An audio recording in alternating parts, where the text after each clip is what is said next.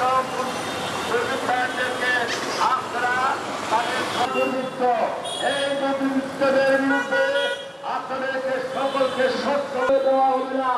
আপনারা থানায় থানায় প্রতিটি এলাকায় এলাকায় প্রতিরোধ গড়ে তুলুন।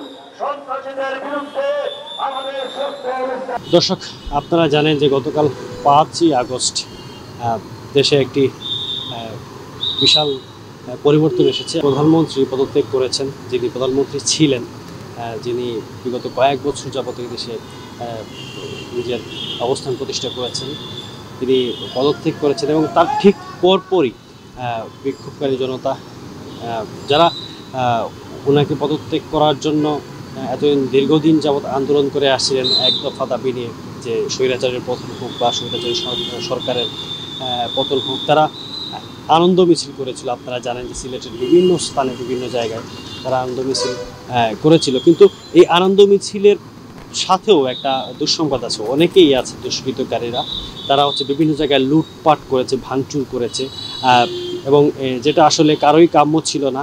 যারা আন্দোলন করেছে, যারা পদত্যাগ করেছে, যারা মধ্যবর্তী অবস্থানে যে সাধারণ জনগণ ছিল, কারোই আসলে এরকম কোনো ইচ্ছা ছিল না যে দেশে লুটপাট হোক। আমি আপনাদেরকে দেখাতে চাচ্ছি যে আমার পিছনে দেখতে পাচ্ছি যে আপনারা একটি সরকারি স্থাপনা আছে। এই স্থাপনাটা সিলেটের পুলিশ সুপারের কার্যালয়। এই স্থাপনা এইভাবেই জ্বালাও পোড়াও করা হয়েছে, এভাবে ধ্বংস করা হয়েছে স্থাপনা। মূলত এই যে ধ্বংসযজ্ঞটা, এই যে ক্ষয়ক্ষতিটা, এটি আসলে কার হয়েছে সেই প্রশ্ন এখন সাধারণ জনমনের। আমরা এখন পুলিশ সুপারের কার্যালয়ে আছি। পুলিশ সুপারের এই কার্যালয়ের সামনে থেকে আপনাদেরকে দেখাচ্ছি। আপনারা চতুর্দিকে ঘোরালে একটু দেখতে পারবেন চতুর্পাশে কী পরিমাণ ক্ষয়ক্ষতি বা কী পরিমাণ জ্বালাও পোড়াও ভাঙচুর করা হয়েছে। শুধুমাত্র এই পুলিশ সুপারের কার্যালয় নয়, পুলিশ সুপারের বাসভবন, কোতোয়ালি থানা ও পুলিশ ফাঁড়ি সহ বিভিন্ন সরকারি স্থাপনায় হামলা, ভাঙচুর ও অগ্নিসংযোগ করা হয়েছে। সোমবার দুপুরের পর থেকে এসব ভাঙচুর হয়, চলে একদম রাত পর্যন্ত। তবে এইসব ঘটনায় এখন পর্যন্ত সিলেটের কোনো হতাহতের খবর পাওয়া যায়নি।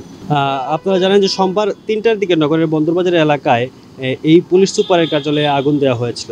এরপর পাশে জেলা প্রশাসকের কার্যালয়, জেলা পরিষদ ভবনেও ভাঙচুর করে অগ্নিসংযোগ চালানো হয়। জেলা প্রশাসকের কার্যালয়ের সামনে থাকা বেশ কয়েকটি গাড়িও ভাঙচুর করা হয়। ঠিক এখানে যেমনটি দেখেছিলেন তেমনটি অগ্নিসংযোগও করা হয়। ঠিক একইভাবে একই কায়দায় সব জায়গায় হয়েছে। এছাড়া কোতোয়ালি থানা, গোলাপগঞ্জ, বিয়ানীবাজার সহ বিভিন্ন থানা, লাউবাজার পুলিশ ফাঁড়ি, লাউবাই পুলিশ ফাঁড়ি, সুবানীঘাট পুলিশ ফাঁড়ি ভাঙচুর ও আগুন দেওয়ার খবর পাওয়া গেছে।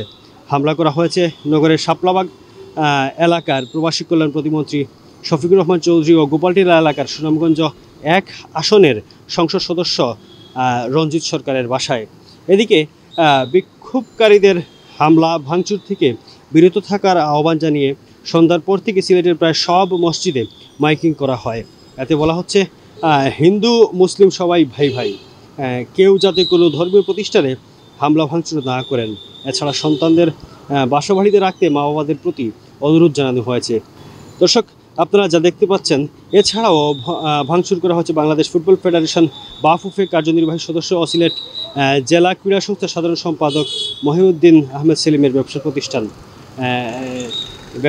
এছাড়া অন্যান্য ব্যবসা প্রতিষ্ঠানেও বিভিন্ন ধরনের ব্যবসা প্রতিষ্ঠানেও বিভিন্নভাবে হামলা ভাঙচুর করা হয়েছে। বিশেষ করে সরকারি বেসরকারি প্রতিষ্ঠানগুলোতে হামলা, জ্বালাও পোড়াও ভাঙচুর করা হয়েছে এবং বিভিন্ন ধরনের ব্যবসা প্রতিষ্ঠানগুলোতে করা হচ্ছে লুটপাট। দর্শক, এই ছিল আমাদের কাছে সর্বশেষ আপডেট। পরবর্তী আপডেট আমরা সবসময় আমাদের পেজে দিয়ে থাকবো। আমরা সারাদিন আজকে সব তথ্য সংগ্রহ করবো শুধুমাত্র আপনাদেরকে জানানোর জন্য। আশা করি আমাদের পেজে থাকবেন, আমাদের পেজ ফলো রাখবেন, তাহলে সকল তথ্য সুন্দরভাবে আপনাদের কাছে পৌঁছে যাবে। ততক্ষণ পর্যন্ত ভালো থাকবেন। আল্লাহ হাফেজ।